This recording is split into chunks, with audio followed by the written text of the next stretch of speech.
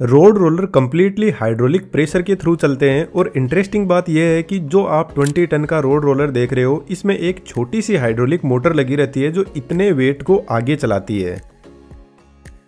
सभी तो नहीं, लेकिन कुछ रोड रोलर में आगे के व्हील में भी इंजन की पावर होती है। कहने का मतलब रोड रोलर भी 4x4 होते हैं। लेकिन आज के टाइम में रोड रोलर में वाइब्रेशन टेक्नोलॉजी की हेल्प से यह अपनी कॉम्पैक्शन रेट को बढ़ा देते हैं, जिससे यह मिट्टी, कंक्रीट, एस्फाल्ट पर अपना प्रेशर का लेवल काफी इंक्रीज कर देते हैं। इस पावरफुल हाइड्रोलिक मशीन को थोड़ा डिटेल से समझते हैं।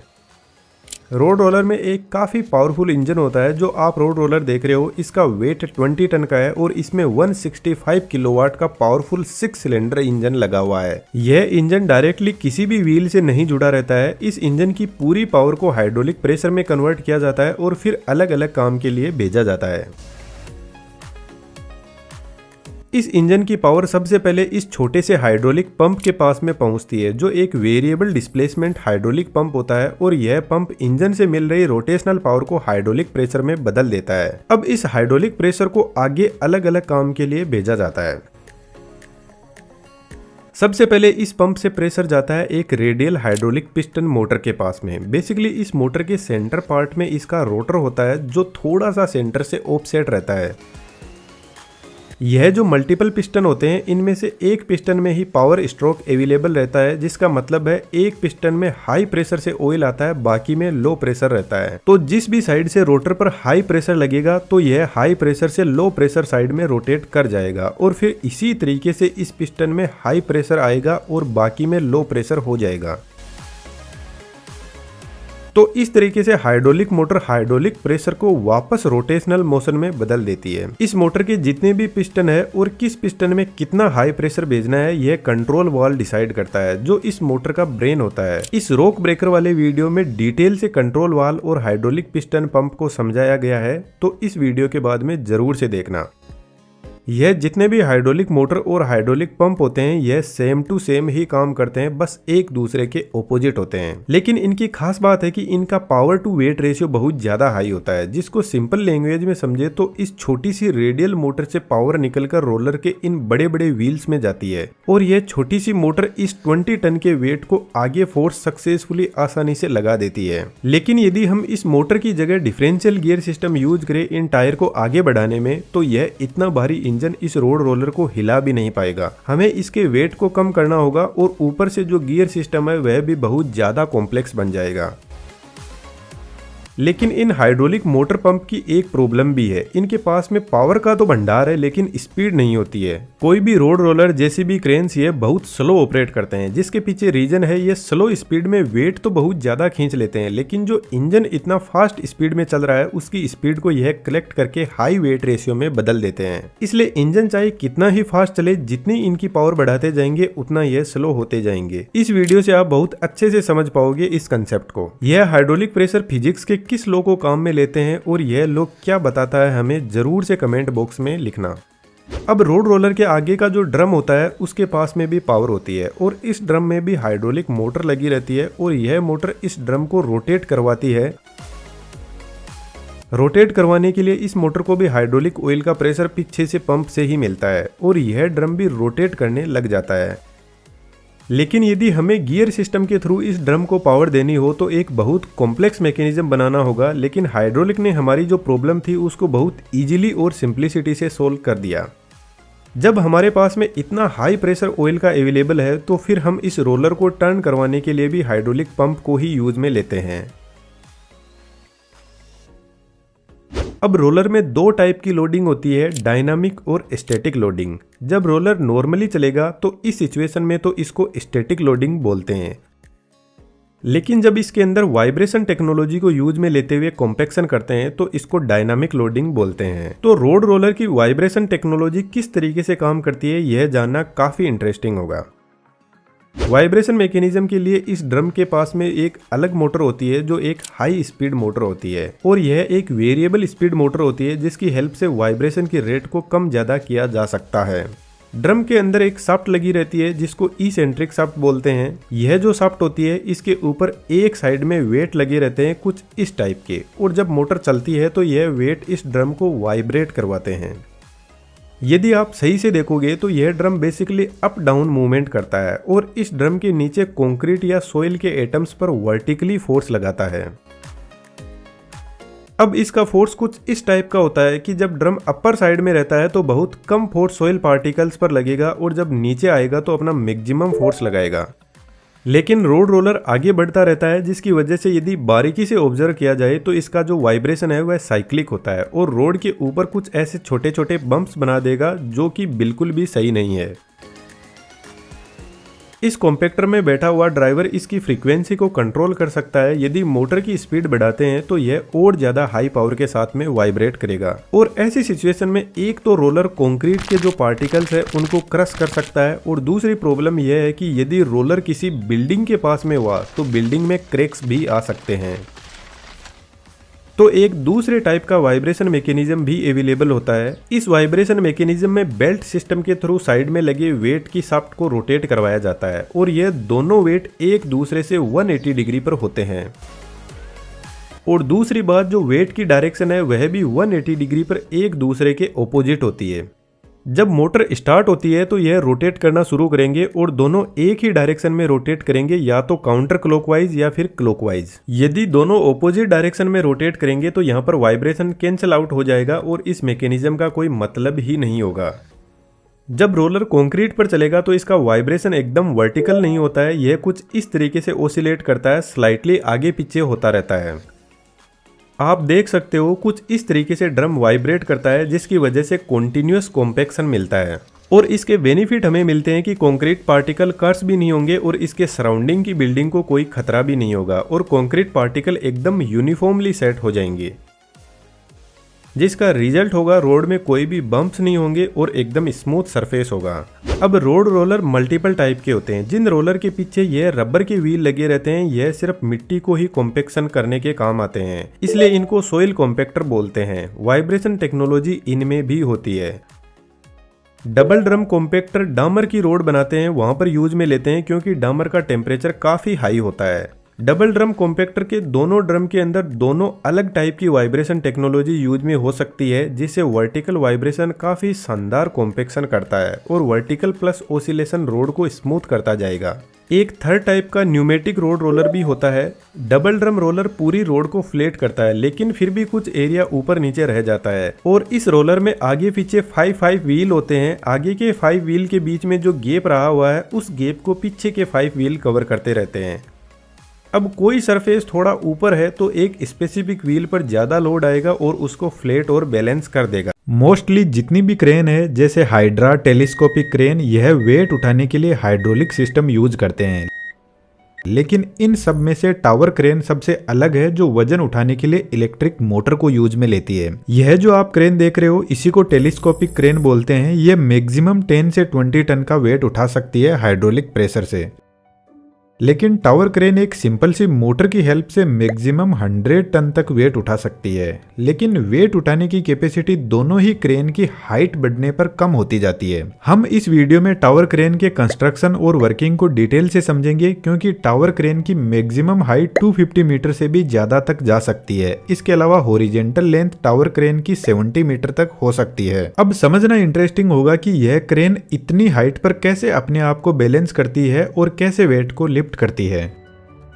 सबसे इंटरेस्टिंग बात, टावर क्रेन को इंस्टॉल करने के लिए सबसे पहले कंक्रीट और सीमेंट का एक स्ट्रॉन्ग फाउंडेशन तैयार किया जाता है जमीन के अंदर, तो यह क्रेन अपनी जगह से मूव नहीं कर सकती है। किसी भी बिल्डिंग को बनाने से पहले इसे इंस्टॉल किया जाता है और बिल्डिंग कंप्लीट होने के बाद ही वहां से हटाई जाती है।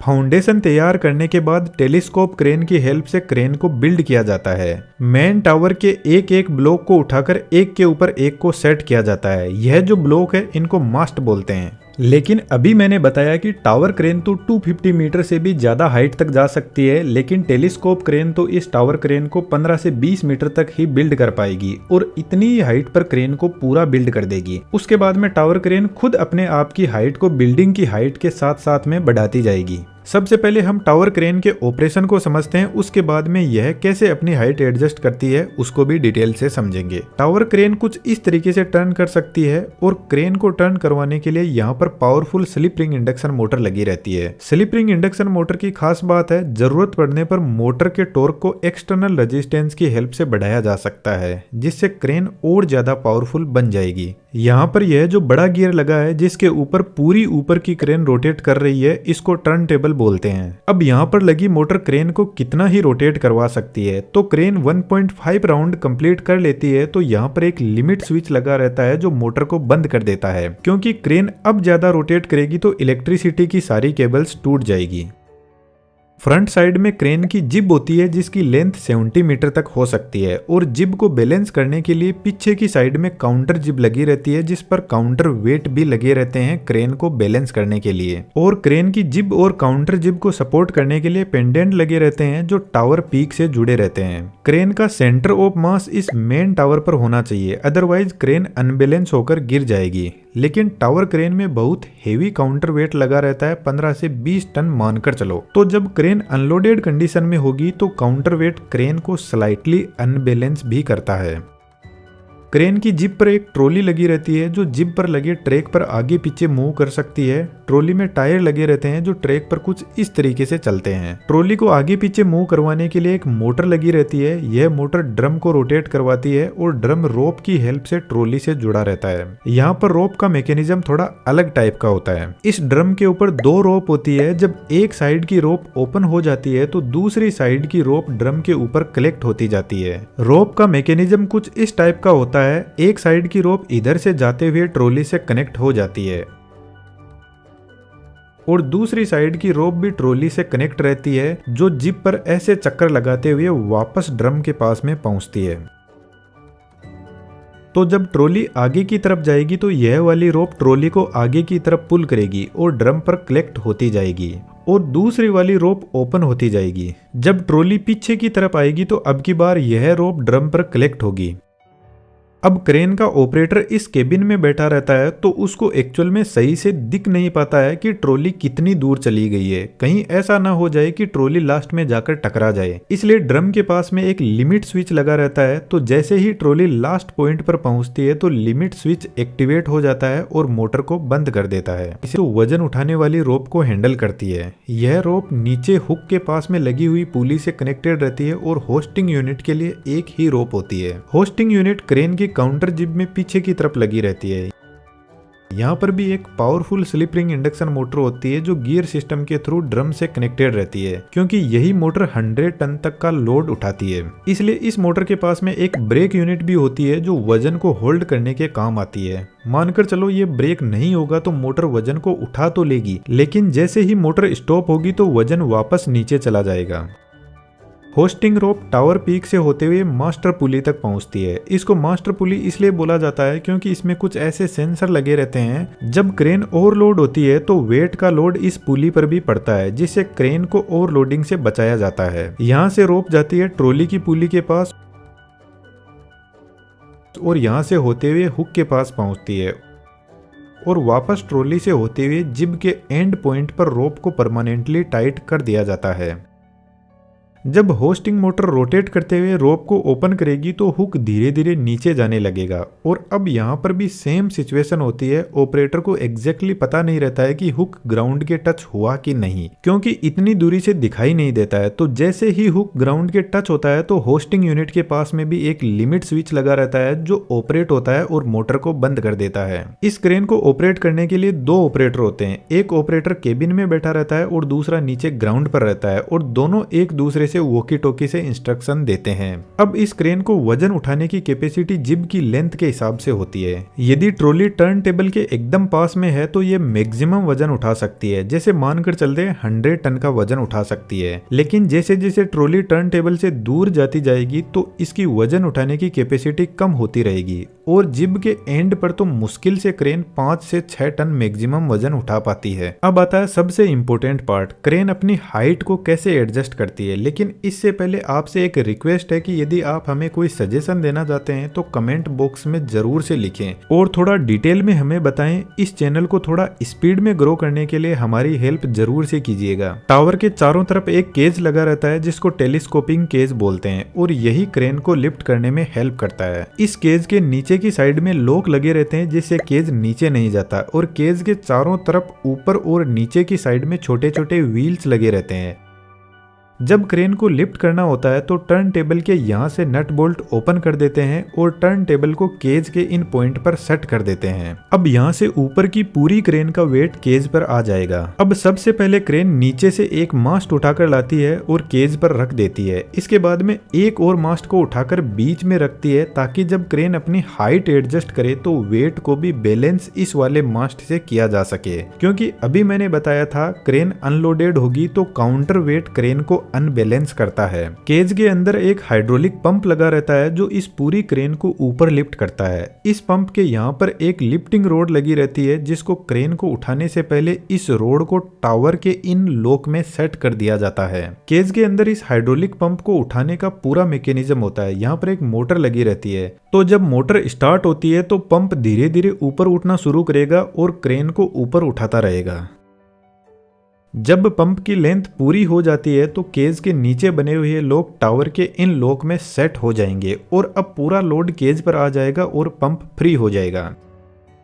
अब पंप को वापस इस ऊपर वाले लॉक में सेट किया जाएगा और पंप फिर से क्रेन को ऊपर लिफ्ट करेगा। एक मास्ट को सेट करने के लिए पंप 2 बार लिफ्ट होता है, तब जाकर केज के अंदर मास्ट को सेट करने के लिए जगह बन पाती है और मास्ट को इन टायर की हेल्प से केज के बीच में लाया जाता है और फिर टायर को निकाल दिया जाता है साइड में। क्योंकि ये मास्ट बहुत हेवी होते हैं इसलिए हमारे बस की बात नहीं है कि इसको उठाकर बीच में लाया जा सके।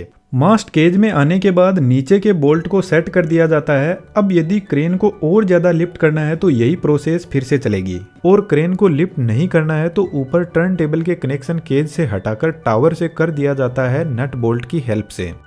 अब यदि टावर क्रेन बहुत ज्यादा हाइट पर चली गई है तो इसको सपोर्ट की जरूरत पड़ती है, तो बिल्डिंग के कॉलम के साथ टावर क्रेन को कनेक्ट करके बीच बीच में सपोर्ट दिया जाता है। जब टावर क्रेन बहुत ज्यादा हाइट पर होती है तो यहाँ पर एयर के साथ में कॉम्प्रोमाइज करना बहुत जरूरी है। यदि विंड की स्पीड 40 किलोमीटर पर आवर से ज्यादा है तो टावर क्रेन ऑपरेट करना सेफ नहीं है। इसके अलावा जब आंधी तूफान जैसी सिचुएशन होती है तो टावर क्रेन गिर सकती है, इसलिए जब क्रेन बंद रहती है तो उस कंडीशन में क्रेन को फ्री कर दिया जाता है मोटर से, ताकि विंड की डायरेक्शन में क्रेन अपने आप को रोटेट कर सके।